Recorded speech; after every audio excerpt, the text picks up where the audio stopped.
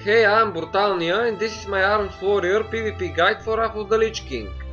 Warriors are one of the most fun to play classes in the game, but they're also very gear dependent and take a lot of practice to master. Let's begin with the talents. This is the build that I like to use, but you can modify some parts to your liking. For example, you may drop Bullet Craze and pick up the improved Hamstring talent, which gives you a 15% chance to immobilize the target for 5 seconds, but personally I prefer to go with extra survivability. Also, don't forget to always use a weapon specialization that matches your weapon type, but if you have multiple weapons at your disposal, you should use an axe or a polearm because poleaxe specialization is the best one. For major glyphs, you should use Glyph of Mortal Strike, which increases Mortal Strike's damage by 10%, Glyph of Rending, which increases the duration of Rend by 6 seconds, and Glyph of Overpower, which allows you to use the Overpower ability whenever your attack gets parried. For minor glyphs, I recommend Glyph of Battle, Glyph of Mocking Blow, and Glyph of Blood Rage. Now let's go over the different races and discuss their racial abilities. If you want to play Horde, then your choices are between Orc and Tauren. Orcs get a 15% reduced stun duration, which stacks with Iron Will, Blood Fury, which increases your attack power when used, and 5 more expertise when using axes. Another reason to roll Orc is the fact that they are green and look like the Hulk. Taurens on the other hand get War Stomp, which is a 2 seconds AoE stun. This is useful for interrupting your opponent's cast and can also be used defensively in order to ease the pressure and give your healer some time to cast. Taurens also get a 5% bonus to their base health, which is around 600 HP at level 80. Having a bigger health pool will make you look manlier and is going to attract the attention of all the healers in the room. You shouldn't play Troll or Undead because the haste bonus trolls get isn't very useful, and Will of the Forsaken shares a cooldown with your PvP medallion. On the Alliance side, the best race for PvP is Human because of the every man for himself racial ability, which works the same way as the PvP medallion. That means you'll be able to use 2 DPS trinkets for maximum damage. The Gnome's escape artist ability is also good, but the intellect bonus is useless. Night Elves get Shadow Melt, which causes your opponent to lose a target and can also be used to evade incoming spells, but you need to have fast reflexes to do that. And now let's move on to the gameplay. It's very important to always keep rend on the target because it not only deals a lot of damage and prevents rocks from going into stealth, but also every time it ticks it will allow you to use Overpower thanks to the Taste for Blood talent. Overpower is one of your primary damage dealing abilities, and it even has an additional 50% chance to crit because of the improved Overpower talent. You should also know that if you use Overpower while your target is casting, it will put a debuff on them that reduces all magical damage they deal and healing taken by 50%, and it also stacks with Mortal Strike for a combined effect of 75% reduced healing. Whenever you charge someone, you will also get a 25% increased crit chance with Mortal Strike thanks to the Juggernaut talent, so don't forget to make use of that as well. Your main DPS rotation basically consists of keeping rend up at all times and using Mortal Strike, Overpower and Execute whenever they are available. Your secondary damage dealing abilities that you can use as a healer whenever you have excess rage are Thunderclap, Mocking Blow and Heroic Throw.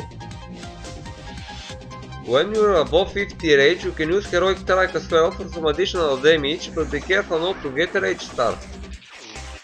If you happen to be fighting against a fast hitting opponent such as Rock or an Enhancement Shaman, your Retaliation ability will be extremely useful because if they don't stop attacking you immediately, they'll practically kill themselves in a matter of seconds. Something that a lot of warriors seem to forget is the fact that they have a ranged weapon which can be used for things like finishing off an opponent that's running away while you root it in place, or to destroy a shaman's totems which have only 5 health.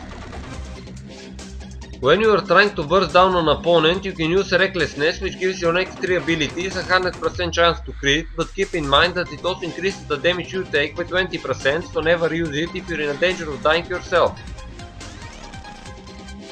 If an opponent uses Ice Block, Divine Shield or Hand of Protection, you can dispel it with your Shattering Throw, but don't forget that this ability can also be used to reduce the target's armor by 20% and to deal some damage. You can use it together with Heroic Throw for a powerful ranged burst that can help you finish off the opponent. In order to properly PvP as a warrior, you also need a lot of macros.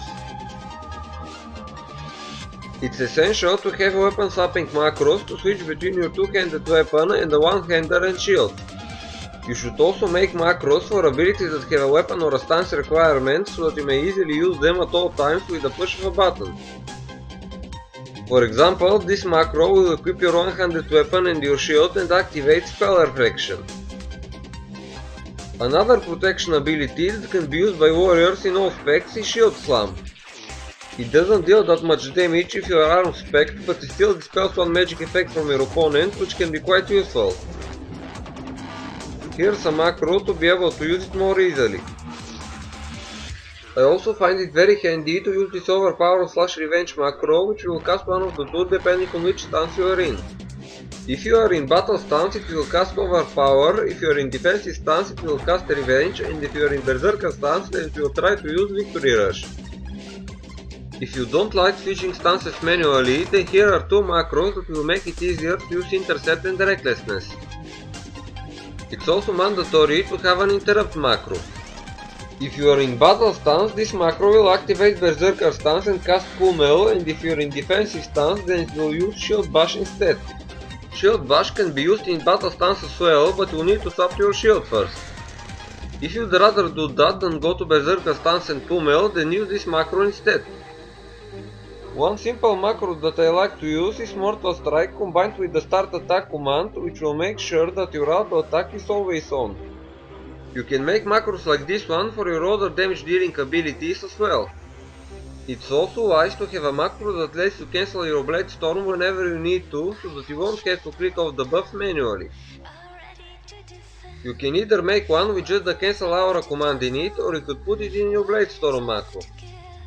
That way, the first time you click the macro, you will start Blade Storming, and if you click it again, it will cancel the Blade Storm. When there are multiple targets that you can hit with your Blade Storm, it's best to activate Sweeping Strikes first for even more damage. To make that easier, you can add Sweeping Strikes to your Blade Storm macro, and if you want to make your Blade Storm even more epic, use this script to play Lord Marogar's Bone Storm line whenever you start Blade Storming.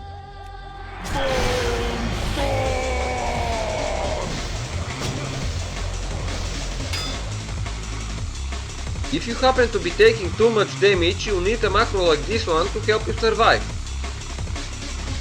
This macro will equip your one-handed weapon and shield, switch you to defensive stance and activate Shield Wall and Shield Block. If you are still struggling to stay alive, you can use Enraged Regeneration for some extra healing or try to reduce the pressure by CCing the opponent. You can fear them with your Intimidating Shout or disarm them if they are not casters. If you happen to have one of the Battle Master's trinkets that can be bought for honor, it's also a good idea to macro it together with Enraged Regeneration in order to increase the healing it does. When doing arenas, don't forget to always use the environment to your advantage. If you're getting bursted, you can intervene your partner and then run around the corner in order to get out of the enemy's line of sight. That way you can get healed back to full without having to use any cooldowns. Here's a macro to make intervening your partner easier. Another thing you should keep in mind is that going to defensive stance doesn't mean stopping to do damage. Every time you block, parry or dodge an attack, you'll be able to use your Revenge ability, and while Shield Block is active, Shield Slam deals double damage. If you want to reach high ratings in Arena, you also need to bind the set focus function and have focus macros. For example, here's a focus Intercept macro which will switch you to Berserker Stance and intercept your focus target without changing your current target. This is a focus Interrupt macro which will cast either Pummel or Shield Bash on your focus target depending on which stance you are in. Now let's move on to the stat priority. Your first concern should be getting 5% hits so that your abilities won't miss. Next on your priority list should be armor penetration. Generally, you should try to get as much armor penetration as you can, but if you are badly geared and cannot reach 30% armor penetration, then it's better to stack strength instead. Another important stat is critical rating. You need to have at least 25% crit, because otherwise you'll almost never be able to crit on a high resilience target. And of course, in order to be able to survive long enough to kill the opponent, you also need resilience. When playing Arm spec, you should have at least 900 resilience at minimum, but the optimal amount that you should aim for in arenas is 1100. When it comes to enchants, on your head slot use the one that gives 50 attack power plus 20 resilience, which you can buy with Stonekeeper Shards in Winter Grasp. On your shoulders, put the 40 attack power plus 15 resilience inscription, which you get the same way. On your back, put 22 agility, on the chest 10 to all stats. On the bracers, 50 attack power, use the Berserker enchant for your weapon. On the gloves, put 44 attack power, add an additional gem socket to your belt using an eternal belt buckle. Put 75 attack power plus 22 critical rating on your legs, and for your boots use the Toothbrush Vitality enchant, which gives you 15 stamina and increases your movement speed. For your meta socket, you have a choice between the one with 21 agility and 3% increased critical damage, or 21 critical rating plus 3% increased critical damage. In order to activate your meta gem, you can put 15 stamina plus 10 armor penetration in one blue socket and 20 resilience or hit rating on a yellow socket. On the remaining sockets, you should be using either armor penetration or strength gems, depending on whether or not you can reach 30% armor penetration. However, if you aren't hit capped or your resilience is too low, then you should fix the problem by gemming for whichever stat you need more of. What you are seeing now is a list of the best in slot gear for Addons PvP. It consists mainly of heroic PvE items, and the only PvP gear you need is the 5-piece Wrathful main set. But of course, if your race isn't human, you'll have to use the PvP medallion as well. With these items you have a huge amount of crit, but you'll have to change some of your enchants and gem for resilience. If you're looking for a way to increase your armor penetration but you don't like raiding, then you should buy the boots Hellfrozen Bone Grinders, which can be crafted with blacksmithing and are often sold on the auction house. You may also get the Might of the Ocean Serpent Cloak, which is sold for 60 Emblems of Frost by the vendors in Dalaran. If you are playing on molten-wow, then get the Twirling Blade Thrown Weapon, which not only gives you 28 armor penetration, but has a red gem socket as well. This weapon drops from the Flame Leviathan boss in Ulduar on 10-man hard mode, but on Molten you can buy it with vault points. One very good and easy to get trinket is the Needle Encrusted Scorpion, whose proc effect gives you almost 50% armor penetration. This trinket drops from the last boss in the Forge of Souls dungeon on heroic difficulty, but on Molten it's available on the marketplace as well. Another good trinket for beginners is the Banner of Victory, which gives you 84 armor penetration and drops on the Trial of the Champion dungeon on normal. If you need some help when fighting against ranged players in Battlegrounds or World PvP, you can use Swiftness Potions, which increase your movement speed by 50% for 15 seconds. They make it much easier to get to your target and can be devastating if used before blade storming. Another even more overpowered item is the Free Action Potion, which makes you completely immune to all movement impairing effects and stuns for 30 seconds. When used against a mage or a rogue, this potion is practically a working I win button.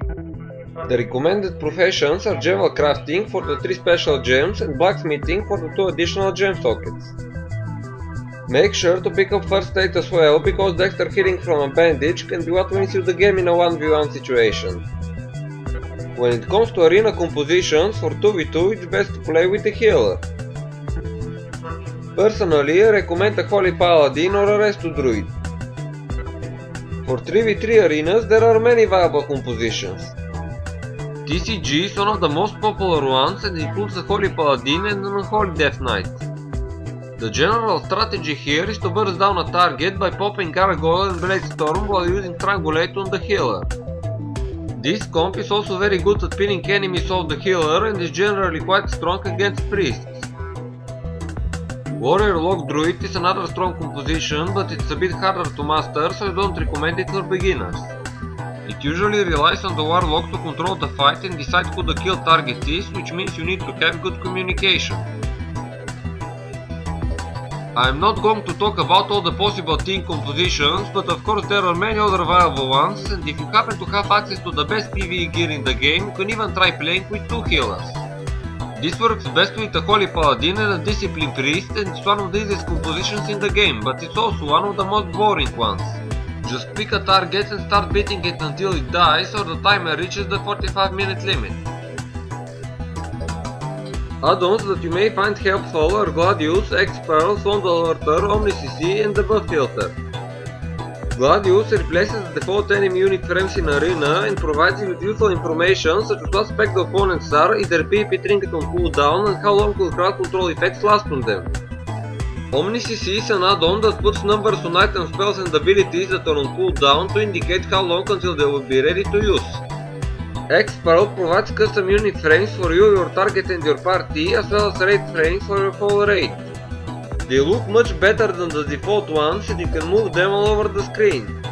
Clicking the white icon next to your minimap will bring up the add-ons options menu where you can customize the frames to your liking and choose what exactly is shown on them. Sound Alerter is another extremely useful add-on because it plays an audio message whenever your opponent uses something important and it tells you what ability it was exactly. For example, if the enemy warlock starts casting Fear, it's going to say Fear. And it even notifies you when certain effects expire. If you successfully remove the enemy's divine shield, you'll hear Double Down. The buff filter helps you to track certain buffs or debuffs that are applied to you or your target by displaying them near the middle of the screen. You can configure which effects are shown by typing /dfilter in chat.